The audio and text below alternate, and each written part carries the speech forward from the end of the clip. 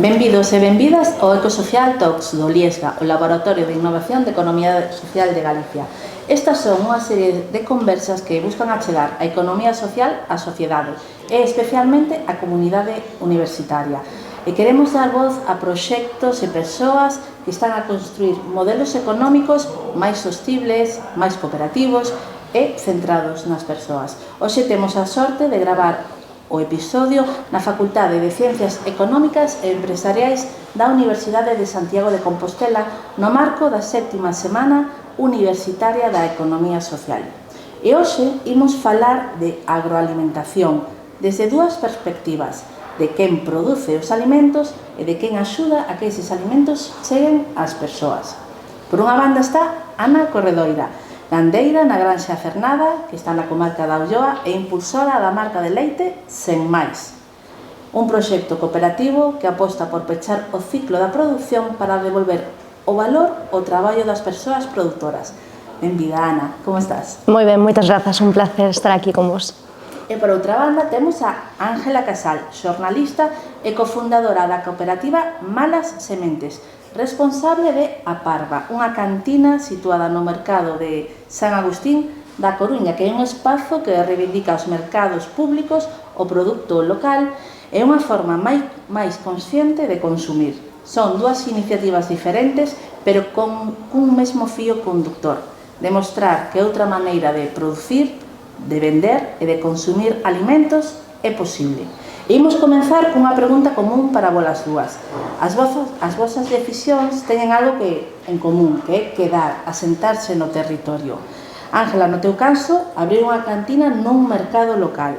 E Ana, o teu, asumir o relevo dunha granxa familiar.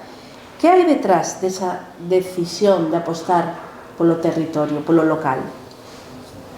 E que empece quen queira. Nos, tanto Alba como eu, somos xornalistas e comenzamos e mantimos a nosa trayectoria de comunicación no ámbito local. Eu creo que cando, neste caso, éramos como intermediarias, non, do que pasaba ao noso redor, na Coruña e na comarca da Coruña, pois acabas tendo aínda máis conexión co territorio, non? Coa veciñanza, cos proxectos que se fan, cas políticas públicas que se fan, tanto do Concello, da Administración Autonómica ou da Estatal. Entón, bueno, sí que as dúas tiñamos moita conexión con donde vivíamos, coa cidade na que vivíamos, que era a Coruña. E os mercados nos parecían unha parte fundamental dunha cidade. Nos viaxábamos xuntas e seguimos viaxando xuntas, e cando íbamos a calquera cidade de Europa, España, sempre era como, imos ao mercado. Ali é onde vemos que se come aquí, como se come, probar cousas. Nos parecía como unha referencia fundamental cada vez que vas a un sitio. Entón, por que non na Coruña, que era a nosa cidade, e sen sernos nada rurais, que somos moi urbanitas, por que non poñer un pouco esa conexión, non? Nos desde a cidade, pois, ver todo o que nos pode dar o agro e transformalo para dalo á nosa veciñanza. Entón, foi un pouco ese intento de reivindicación do local, dende a parte comunicativa, pero tamén dende a parte xa de papar, de comer. Ana? Ben, bueno, no meu caso, eu sempre digo que para min é tan importante o que fago como o lugar dende onde o fago, non? Por dicirlo de alguna maneira. E sempre reivindico o apego non só ao territorio, senón tamén a unhas relacións, a uns vínculos, que supoño que un poquinho o que ocorre no voso caso, non? Falas de identidade, e esa é a cuestión. Pois parte da miña identidade ten que ver co lugar que habito e coas relacións que eu manteño e que puiden manter, pois, permanecendo no territorio, non? Formo parte dun sector que representa case unha forma de vida. Criei-me lóxicamente entre vacas, nunha aldea, e ao final, bueno, pois medras relacionándote co territorio, relacionándote cas persoas dunha maneira moi concreta. Eu non quería perder iso. Deime conta de que o bo que me aporta esta forma de vida e esta conexión co territorio, coas persoas, cos vínculos familiares e persoais, é o que realmente me ofrece estabilidade, non? Para afrontar, pois, retos profesionais tamén, porque ao final sempre defendín que necesitamos fixar a actividade económica nas nosas aldeas para que a vida sexa posible tamén nelas, non? Pero ao final, pois, o feito de quedar ofréceme esa estabilidade, non? E o confort que me permite afrontar os retos que nos depara un pouquiño o noso modelo de vida, claro. E vos partides de dúas reflexións persoais do local, do territorio, do afectivo, do relacional, pero esas relacións convertéronse nun proxecto económico real e sostible. Entón, en que momento para vos foi o momento do clic de me gusta facer isto, como o converto nun negocio, como podo vivir donde quero vivir e como quero vivir traballando do que quero. Ben, bueno, no meu caso, eu nací entre vacas, ademais é que a miña granxa, os meus pais fundaron Granxa Cernada a finais dos 80, eu nací no 89, o sea que formo parte do mesmo proxecto vital, do mesmo proxecto persoal, porque a liña que separa realmente, no noso caso, o oficio da vida persoal é moi finiña, prácticamente se difumina. Esa é un pouco o rasgo principal dos proxectos da gandeiría familiar, que segue sendo a máis representativa no territorio, realmente, e a que vertebra social e economicamente o territorio e protexe, dende o punto de vista ambiental, o territorio, non? Entón, claro, vivo vencellada a un modelo de vida e traballo sobre o territorio que realmente marca os nosos anos, marca a nosa crianza, marca a nosa formación e marca sobre todo moitas das decisións a nivel persoal que vas tomando polo camiño. Eu tive en claro moi axiña que quería quedar aquí e o sector ofreceume as posibilidades, pero non somente o sector, sino os meus pais. Eu recollo un legado, que é un proxecto familiar, un proxecto xa con esa concepción de peche de ciclo, porque todo o que un pouco ahora estamos facendo, lóxicamente, imprimindo ya a nosa personalidade e tamén un pouco a nosa impronta, pois recollo dos meus pais. Eles fundaron un proxecto de gandeiría, que foi sempre gandeiría extensiva, familiar, fixeron a reconversión á produción ecolóxica no ano 2002, e nese mesmo momento desenvolveron un pequeno proxecto de transformación ligado á produción primaria. Entón, eu recollo un modelo de peche de ciclo que é o que realmente a mí me entusiasma, do traballo que fan os meus pais e do modelo de vida e traballo que eles teñen na aldea. Entón, sei que iso é para min, recoller ese legado representa tamén unha responsabilidade e adquiro como, de forma un pouco simbólica, un certo compromiso con eles e tamén co futuro que temos que xerar. Ti ves desde a herdanza, en cambio a Ángela, ti ves desde a vou a facer algo totalmente distinto, rompedor, porque ti viñas do ámbito da comunicación. Non somos xornalistas as dúas. A ver, a culpa é de Alba, que cociña moi ben, entón ela era que a mí me gusta papar e a ela cociñar. A ela lle gustaba cociñar, innovar, todo o mundo do vegetal, da comida vegetariana, a comida vegana. Entón, a partir de aí, despois, moi empuxadas polo sistema de traballo dos medios de comunicación. Moita precariedade, traballar moitas horas, que tamén ten que ver moito iso, coa vida nas cidades, non? Estar todo o día fora de casa, estar traballando para outras persoas, que despois falaremos do modelo cooperativo, para outras persoas que non te deixan tomar ningún tipo de decisión, que te impoñen uns ritmos que van máis de cara a maximizar beneficios que a calidade do proxecto, do produto, que no noso caso eran as nosas palabras, a nosa escritura, a nosa maneira de contar a vida. Entón estábamos un pouco expulsadas desa maneira de traballar que non nos gustaba e que non queríamos continuar.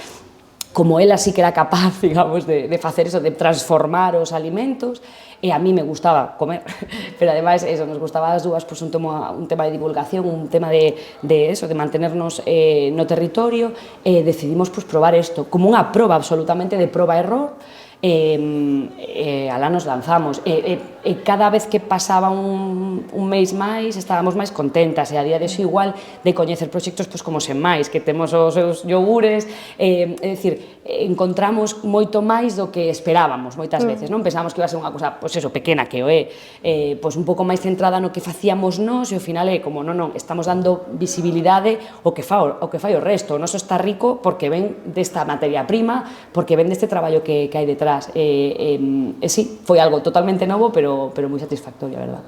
Neste sentido, vos ti falabas antes de que a tua familia foi pionera na produción ecolóxica, ti falas de dar un bo produto e transformalo para que chegue ao consumidor final.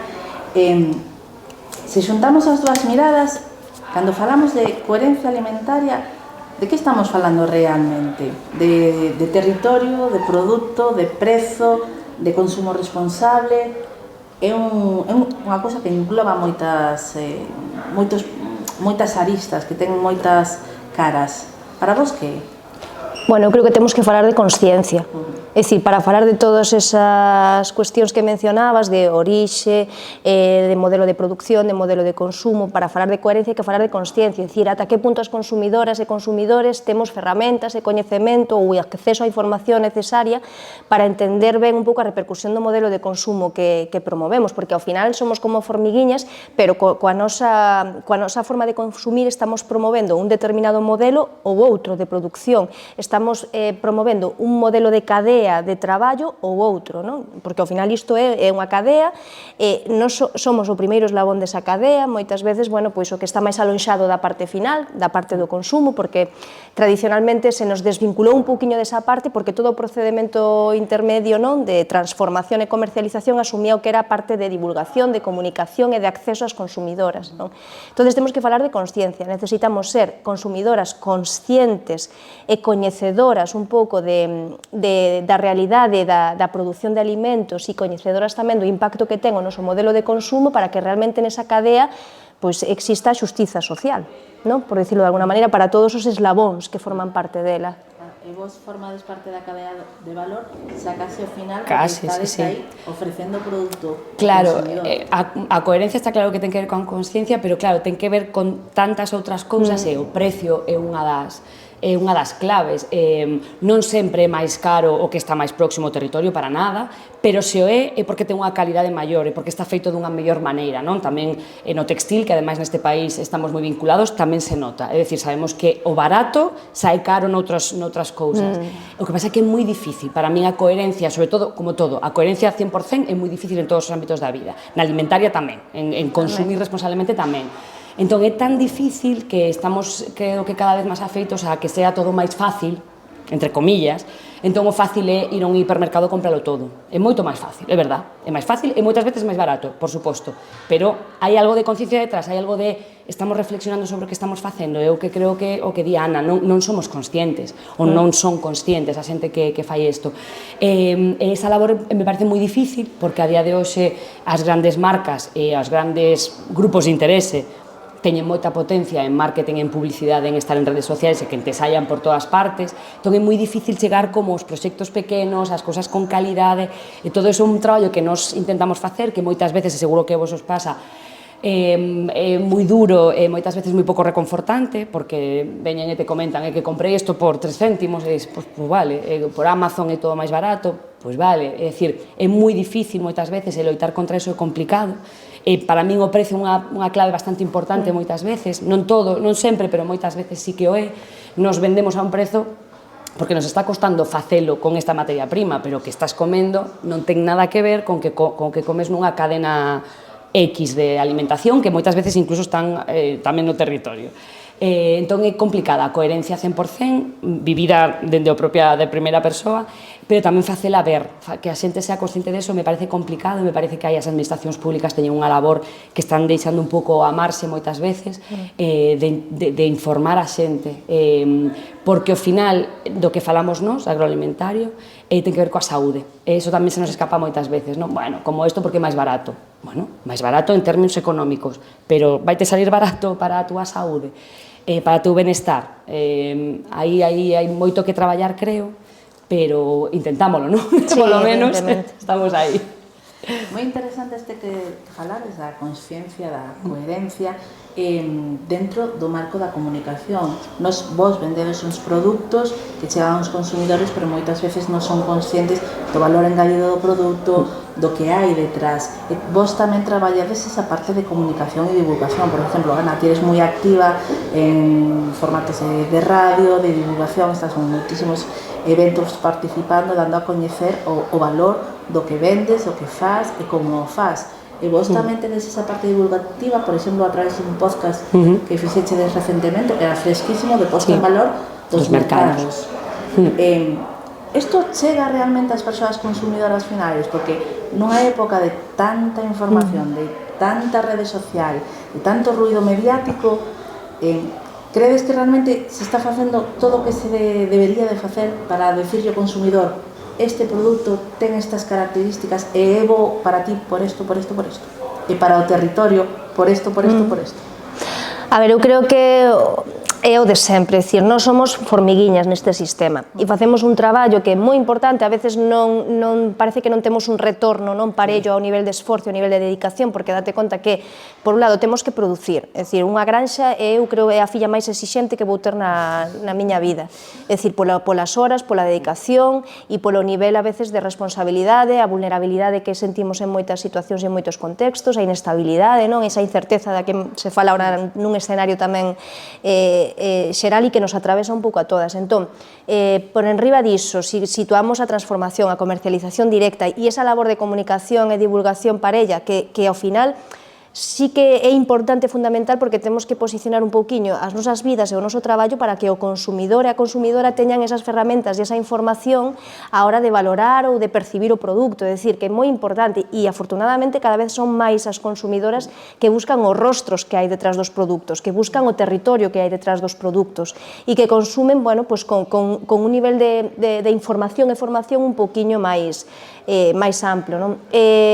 Cada vez é un pouco máis fácil. Eu quedaríame un pouco con esa máxima, que cada vez é un poquinho máis doado, que nos custa un poquinho menos chegar, que xa digo, é un traballo que tardas un poquinho en percibir ese retorno, pero que é moi necesario. Necesitamos máis apoio. Eu tamén creo que dende a parte pública, non? Por exemplo, nós estamos vivindo con experiencias, por exemplo, de comedores de colectividades como poden ser os comedores escolares e demás. Para min, un piar básico e fundamental que hai que atacar é a alimentación das nosas crianzas. Elas son consumidoras activas dende que nacen, son as consumidoras de mañá, que mañá terán que ir a facer a compra e que exercerán de forma máis activa, máis consciente, esperemos, esa labor e ese traballo, e sobre todo por cuestións de saúde. É dicir, temos que coidar e mimar moito como alimentamos aos nosos nenos e nenas, e por extensión outras colectividades como hospitais, residencias de maiores, etc. É dicir, eu creo que hai que entrar aí xa de forma moito máis decidida e que hai que facer un traballo, é dicir, o tema do prezo é un lastre e unha mochila moi pesada coa que cargaremos, eu creo que aínda durante moito tempo, lamentablemente. É dicir, comer produto local de proximidade, con garantías, con calidade, con diferenciación, como pode ser un selo ecolóxico, por exemplo, é sempre máis caro? Non. En termos absolutos non, e en termos relativos a cuestión é que moitas veces nós non pagamos a factura completa do produto que poñemos no noso plato. Isto é moito máis difícil de contextualizar e aí entra o xogo da coherencia 100%. Por que? Porque vivimos un contexto en xeral duro.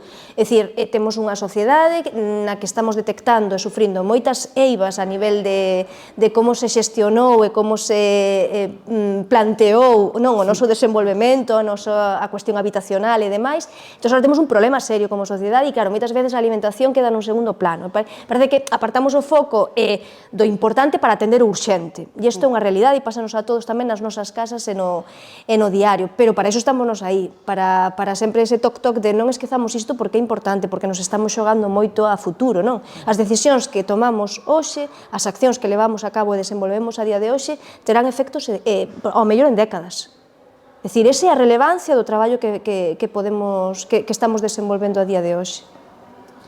En ese sentido que estás abordando, acurtar as distancias entre quen produce e que consume pode resultar fundamental, porque tamén acortamos a canle de comunicación. É moito máis doado comunicar as virtudes dos nosos produtos e do que facemos se non hai 3, 4, 5 intermediarios polo medio. É o que pasa na cadea de valor.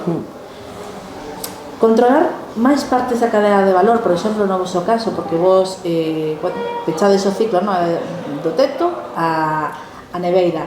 É unha cuestión, evidentemente é unha cuestión, como acabas de mencionar, de valor engadido, tamén de dignificación profesional, non? Pero tamén falamos aquí de soberanía alimentaria, o que estamos abordando neste momento. Entón, crees que cando alguén compra un café na Parva, cando alguén compra unha botella de leite sen máis, non está facéndose unha compra, non? Está participando nun cambio, nun modelo moito máis amplo, aínda que a veces o mellor ainda non son plenamente conscientes delo. Sí, eu creo que o que di ela, somos un pouco Pepito Grillo, toc-toc, nos sempre intentamos, non? Que cando se levan ese café, comentarlles de onde ven ese café, o azucarillo, pois, por exemplo, ahora o temos de Intermon Oxfam e azúcar de comercio xusto, son pequenas cousas que intentamos que comentarlo a maiores, o que diste é un traballo a maiores, un traballo que leva esforzo, que que leva coñecemento, a mí unha parte que me gusta, a mí me flipa coñecer os proxectos dos que formamos parte, aparte, eso, formamos parte, todo o produto que temos á venda, comentamos de onde ven, de quen é, a xente mellor de diario, quizás o sabe máis, porque ven máis dunha vez, pero, por exemplo, os turistas, a xente que ven visitar e que leva produto galego que é o que temos, sí que lles gusta moito eso, poñer rostro, que non é rostro literal, pero sí que saber a idea, saber a historia, saber o packaging das cousas, ese tipo de cousas agradeceno moito. E me parece unha parte fundamental, é dicir, non só que o saibamos nós, senón tamén a xente de fora, vale? Porque tamén van a poñer en valor o que se levan de aquí, non? Me levo este produto e ademais sei de onde ven, non é porque é pulpo a feira, porque é o típico de Galicia, sei de onde ven este pulpo, sei o que me comentaron sobre isto, sí, creo que é un traballo difícil, a nos gusta moito facelo, digamos, e creo que sí que ten un poso, sí que non vai a ser todo malo, non vai a ser como un problemón, despois nos comen outro tipo de comunicacións mainstream, sí, seguro, pero pouco a pouco creo que sí que a xente vai tomando moita conciencia, e sí que creo que cando se levan unha bolsa ou cando toman un produto na parva sí que levan ese clic, isto está feito de outro xeito, isto ten un valor engadido, eu creo que sí que o sabe. Canta máis xente cheguemos, máis xente o saberá, pero sí que creemos que sí. Aquí abres unha porta moi interesante, outra conversa que poderíamos ter noutro momento, que é o turismo de mercado, que ti practicas con a compañera Alba, é de ir a sitios e coñecer o que se come, o que se produce, como se come, e como fixo. É unha idea moi bonita e, unha parte do turismo que nos últimos tempos se está traballando, e non sei se na cidade da Coruña hai algún proxecto... Mira, para nós é moi curioso, nos cando fixemos o plan de negocio que falaremos del seguro, para nós os cruceiristas que viñan nos cruceros, un modelo que para nós non é defendible, non nos gustaba, pero está aí, na Coruña ademais moi potenciado, e así, pois dicíamos, xa que veñen, consumirán, que coman, e nos ofrecemos... Non pasa porque a xente que vai nun cruceiro, a maior parte, teñen todo incluído no cruceiro, entón non é cliente noso, pero nin noso, nin da maior parte dos negocios da Coruña, e así o fan saber cada vez que se les pregunta. Pero hai outro tipo de turismo, o turismo, iba a decir español, pero tamén moito turismo alemán, británico, francés, de xente que se preocupa moito por saber que se fai aquí de verdad, que non vai a un supermercado, que van ao mercado e preguntan e repreguntan, buscan referencias de produtos, teñen moito interese, e iso sí que creo que é un cambio, sí que cada vez o notamos máis, notamos incluso, temos visitantes, turistas que veñen cada ano veñen á cidade ou a Galicia e veñen a consumir con nos outra vez porque se quedaron contentos coa experiencia, e creo que sí que hai unha parte do turismo que non é ese turismo masificado ou ese turismo agresivo para o territorio, senón que é un turismo que realmente quere saber máis, quere probar e quere levarse esa experiencia, incluso ese produto, lóxicamente, e comentalo fora. Necesitamos unha vez máis que haxa proxectos, que haxa administracións públicas que apoien eso, por suposto, non o hai, pero intentamos facelo entre todos pouco a pouco. E vos pola vosa banda, vos vendedes en curto, deixades nas tendas, pero, por exemplo, en granxa, facedes como outros proxectos como pode ser Sanceda ou Labrecos, de visitas integradas, de escolares ou de venta directa na granxa? Sí, nos temos unha tenda como tal, é dicir, somos un proxecto pequeno e temos os recursos e as mans que temos que chegamos ata onde chegamos, pero sí que é certo que é un proxecto aberto, no sentido de que para nós a cuestión do marketing, non, que é a palabreja tal, nun mundo no que vivimos dun marketing tan agresivo e deshonesto, a comunicación real, humilde e honesta é a mellor forma de conectar cas consumidoras. E esas consumidoras que se achegan un pouco a nós, por exemplo, que coñecen a nosa realidade, sen decoracións, tampouco sin romanticismos, sen máis. O sea, facemos o que facemos por algo moi concreto e queremos ofrecer algo moi concreto. Eso fideliza moitísimo cas consumidoras, é dicir, a nosa é unha granxa aberta, lóxicamente non temos un horario diario de portas abertas, pero sí que recibimos grupos baixo demanda, sobre todo escolares, e para min eso, ademais, é moi importante, dicir, non só porque me gusta tamén verme rodeada de crianzas, sino porque creo que é fundamental traballar nese eido, dicir, non agocharlles aos máis pequenos a nosa realidade económica e social, por favor. porque non quero, o sea, hai imaxes que para min son moi duras e discursos que son moi duros e agora quizáis non é tan común, pero ata hai moi poucos anos había moitos nenos e nenas que lles custaba recoñecer que os seus pais eran gandeiros ou gandeiras, non? Ou que non se recoñecía como un oficio ou unha profesión formal. É dicir, este oficio é unha profesión, é dicir, é un modelo de empresa, é un modelo de actividade económica no territorio e hai que defendelo, expoñelo e presentalo tamén aos máis pequenos e as máis pequenas. Por iso creo que tamén é importante.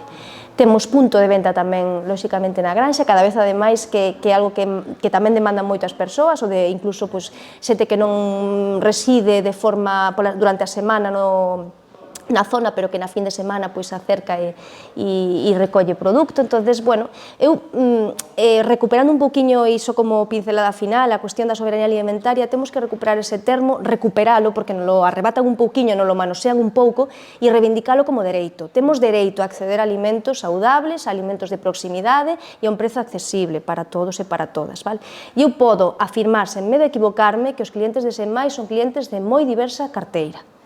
É dicir, cando hai consciencia, cando hai coñecemento, cando hai información, cando se prioriza a alimentación e o consumo consciente sobre outras cuestións, o prezo deixa de ser un problema, polo menos, limitante.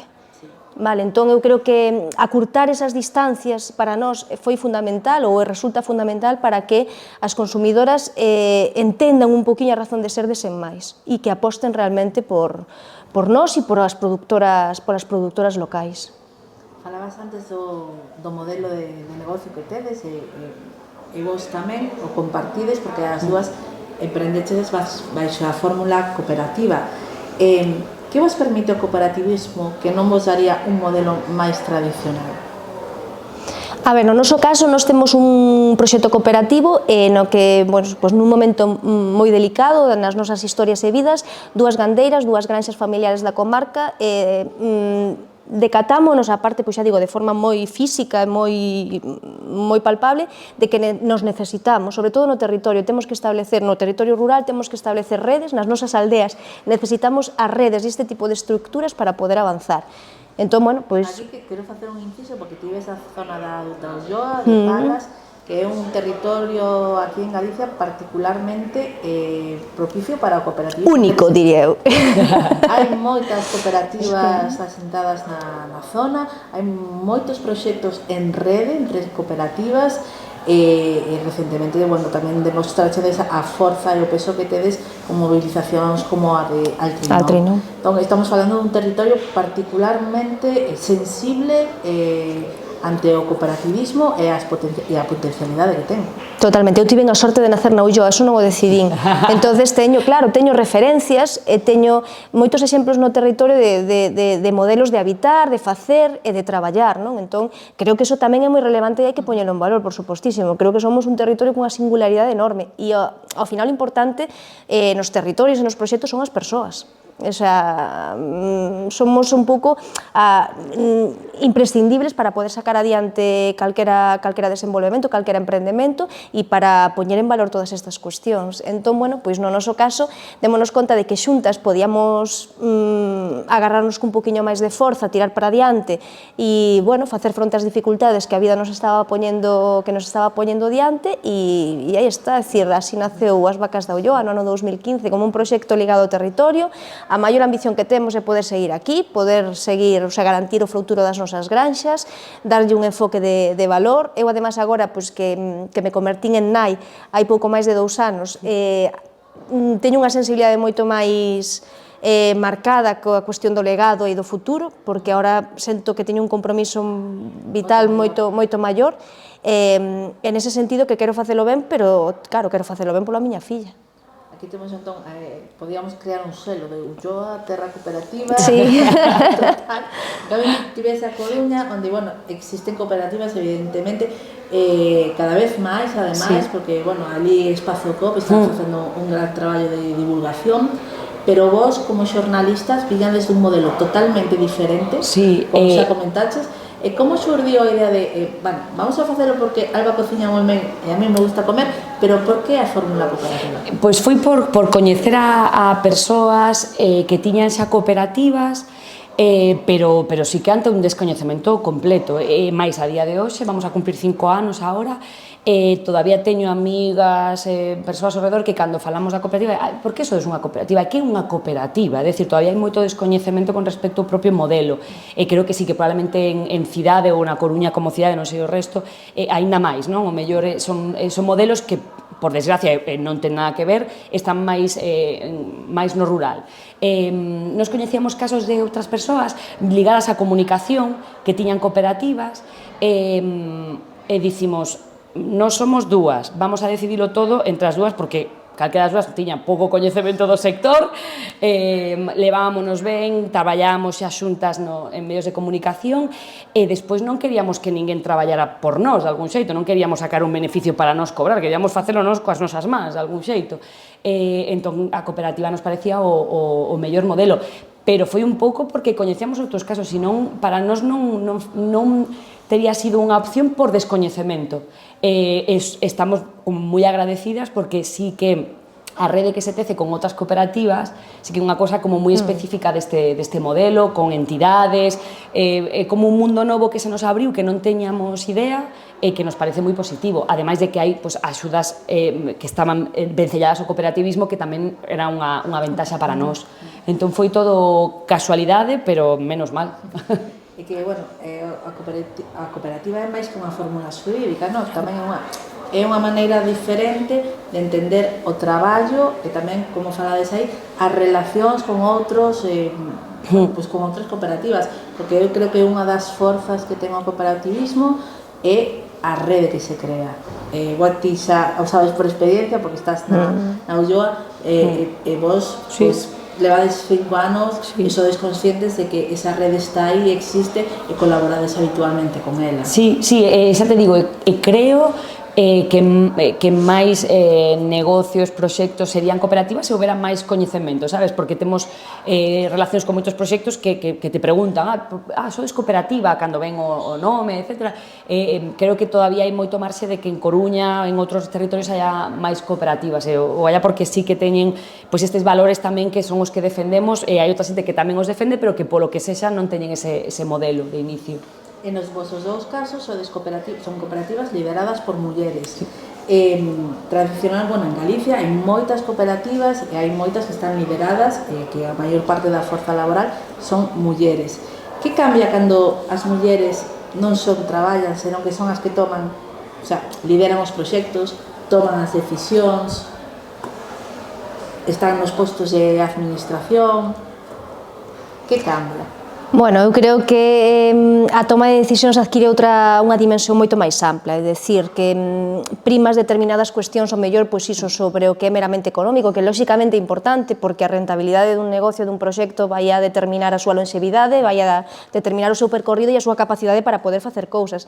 Pero creo que sempre lle damos un pouco unha dimensión un pouco máis ampla. Non sei se porque as mulleres seguimos estando no centro da rede de coidados, da rede de afectos, e que temos tamén, quizáis, ese amplo compromiso tamén cos nosos territorios e levamos ese compromiso tamén ao noso traballo diario, un pouco o que reflexamos tamén dende a Ulloa, pois con determinadas reivindicacións que nos tocou afrontar nos últimos tempos, é dicir, poñemos o territorio, poñemos os coidados nun sentido moi amplo, non? Os coidados persoais, pero tamén os coidados do medio no que vivimos e que nos dá de comer, e poñemos eso no centro, non? Aí está un pouco a coherencia dun modelo de xestión que vai máis alá do aspecto económico, que insisto, é importante, que non hai que perder o foco e ao final tampouco caer moitas veces en romanticismos e ideas un pouco excesivamente románticas do rural e das aldeas, que tamén existen, non? A veces esa fotografía de que quedas a vivir é que o contacto ca natureza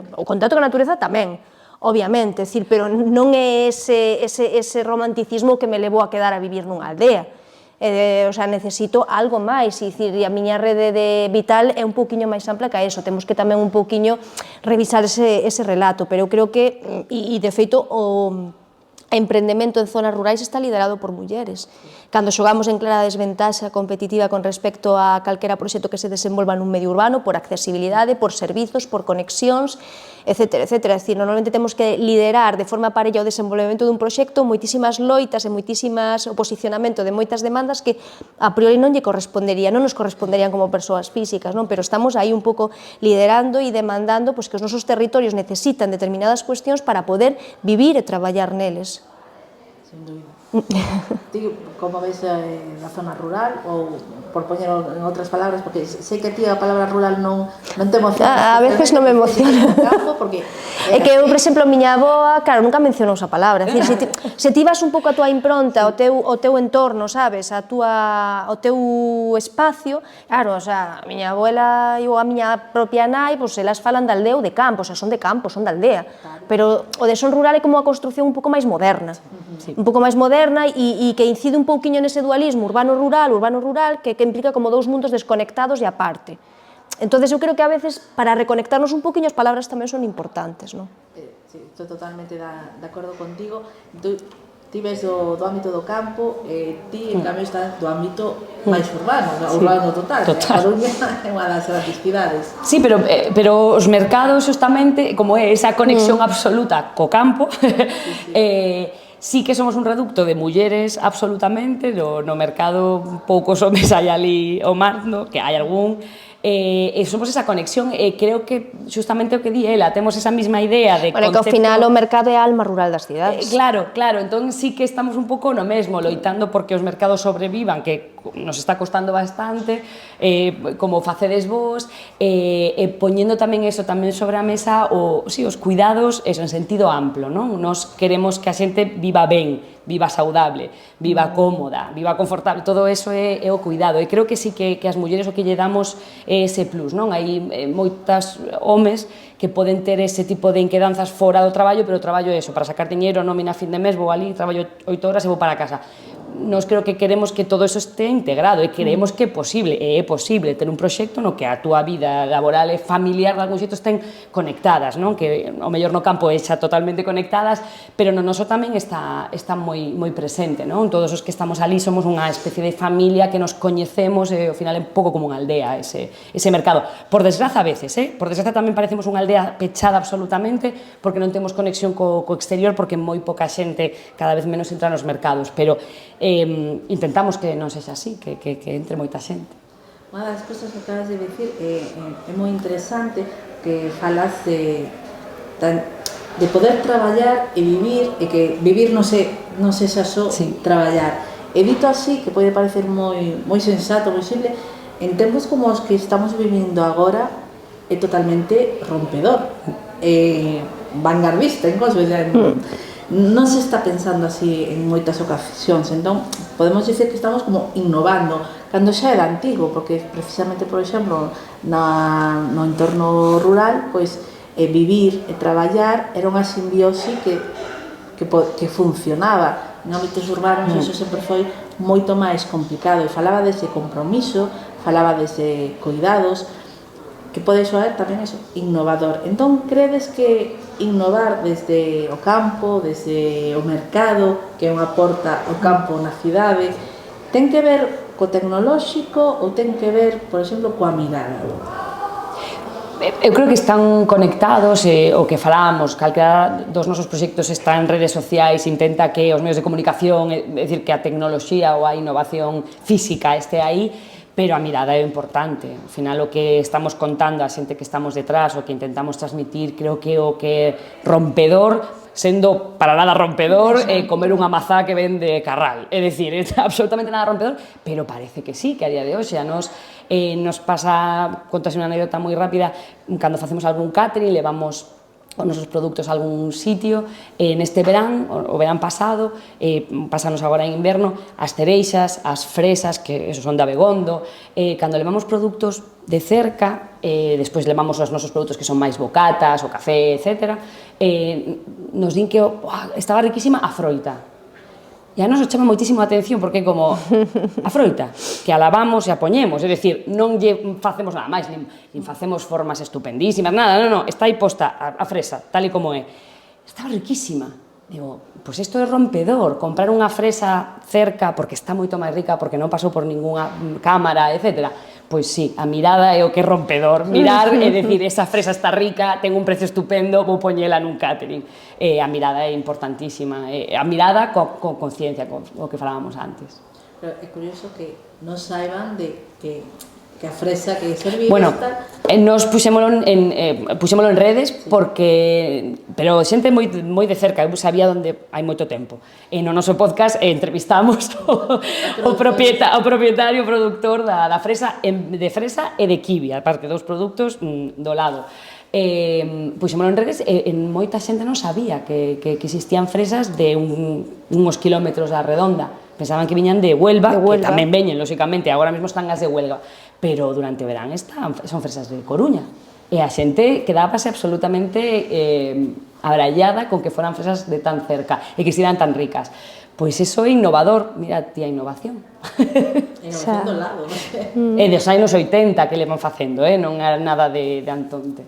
Sí, e vos pola vosa banda, hai xente que creo que considera innovador o retorno da botella. Sí, o sea, era unha cousa que se facía... O innovador é volver atrás, de repente frear un pouquiño, repensar, replantear, non, as formas de facer, iso é o realmente rompedor e innovador, é dicir, recuperar sabores que estaban pois esquecidos, é dicir, pois dentro do sabor da fresa, o sabor dun vaso de leite fresco.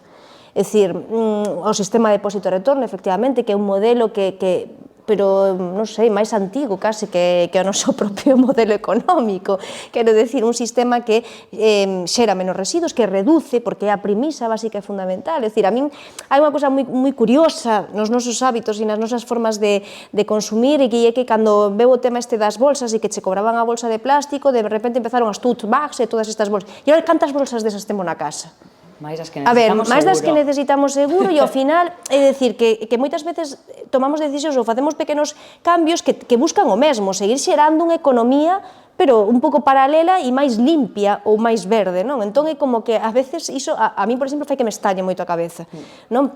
Pensando como nos complicamos moitas veces a vida e como estamos complicando as solucións aos problemas que temos ahora mesmo en fronte, non? Entón, pois sí, é curioso que parecía que o que nos podíamos ofrecer a un mercado non aportaba nada, a priori, se ti analizas desde un punto de vista, aparte estamos na facultade que estamos, se ti lle pos o modelo a un estudante, a un profesor ou profesora, pois ao mellor aparentemente como plan de negocio e como plan de viabilidade, pois non estás aportando nada novo, vas a entrar nun mercado no que tens que competir en precio e dis, non, e que o que estou ofrecendo eu non existe no mercado.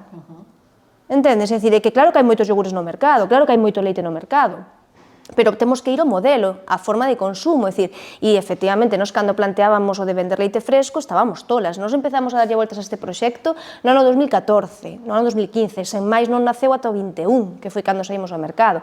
Claro, aí polo medio xa a industria empezou a facer tamén cousiñas, entonces démonos conta, tan tolas non estábamos.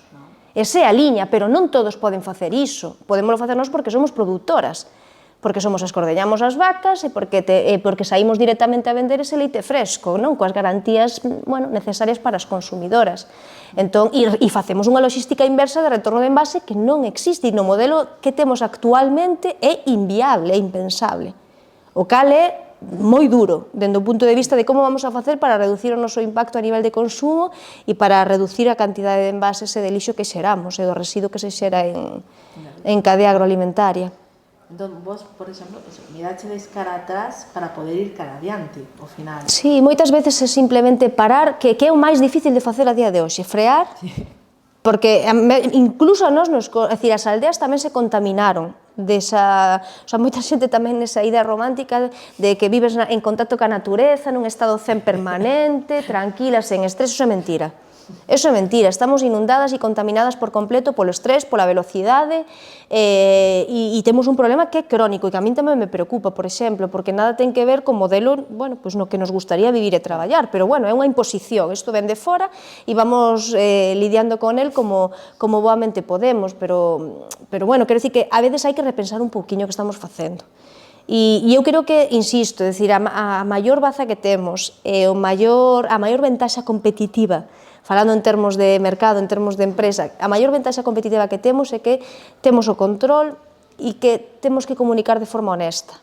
porque o retorno, aínda que lóxicamente os tempos non se corresponden moitas veces co nivel de esforzo e sacrificio que poida haber polo camiño e coa dedicación, ese retorno existe. E a fidelidade que ti consegues con ese modelo paga sobradamente despois, a posteriori, ese esforzo.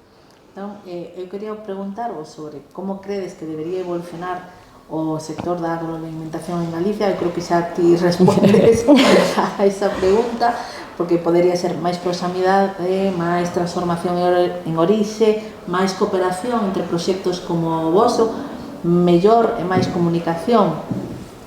Que opinas, Ángel? Sí, completamente. Eu creo que un pouco o que facemos nós é seguir facendo e que de algún xeito sexa viable económicamente como para poder seguir facendo. Ao final os proxectos económicos, e aí isto, a facultade aí nos dá aí o poso, para seguir facendo o que queres facer ten que ser viable económicamente, podes ter que vivir deso. Entón, se nos permiten facelo, se a xente lle gusta o que facemos e aposta por nós, eu creo que iso hai que seguir avanzando en eso, en que a xente saiba o que se leva a boca perfectamente. E o que comentábamos antes, o sabe, porque cando toma algo rico, sábeo.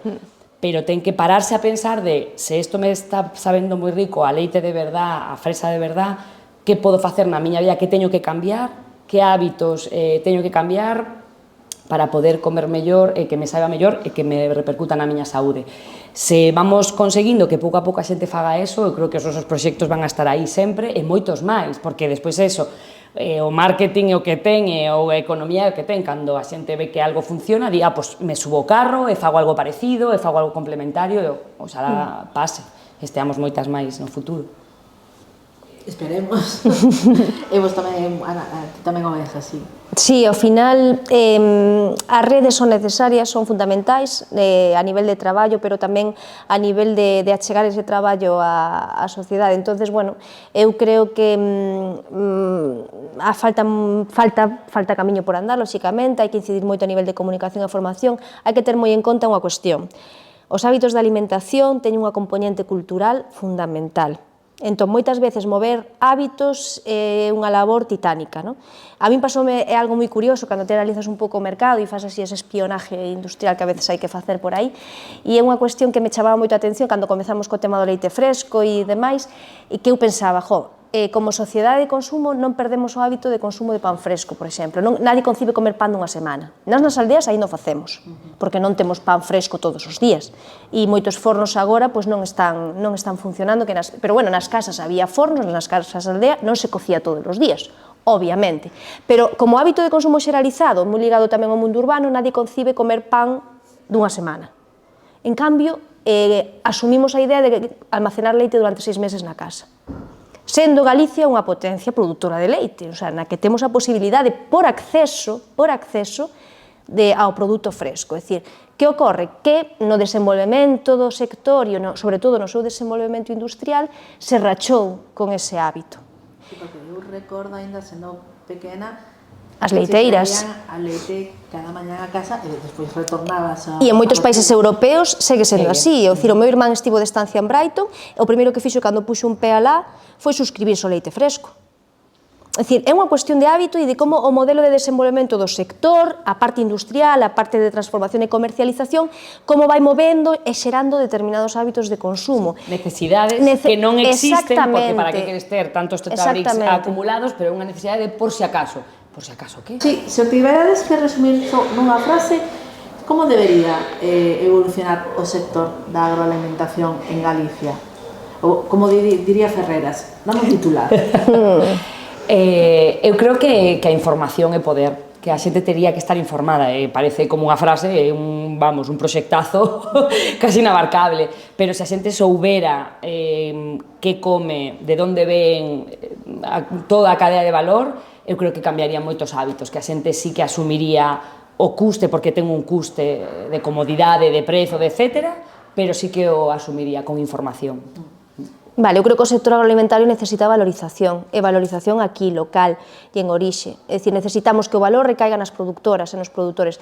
Temos un serio problema, además, na cadea, con ese primeiro eslabón, e é que temos un problema de relevo xeracional, temos un problema de incorporación de persoas ao sector e, por exemplo, falando do meu, que é o lácteo, do sector gandeiro, temos un problema a moi poucos anos vista, porque a idade media do sector é a que é elevadísima, por enriba dos 60 anos, e, por tanto, temos un problema serio, grave, un problema a nivel de territorio e un problema a nivel de sector e de cadea agroalimentaria. Entonces necesitamos xente, e para que a xente se incorpore e a xente se quede, para romper, non? Porque con esa fenda que se produciu no relevo xeracional necesitamos valor, necesitamos dignificación, non? Necesitamos que as nosas actividades sexan rentables, viables e que nos permitan, bueno, pois iso, crear proxectos a longo prazo no territorio. A mí, despois de toda esta reflexión, de todo este tempo de conversa, gustaríame pechar con unha imaxe, porque ao final, tanto dende a granxa como dende o mercado, estamos a falar do mesmo, non? De territorio, de persoas, de soberanía alimentaria e de futuro.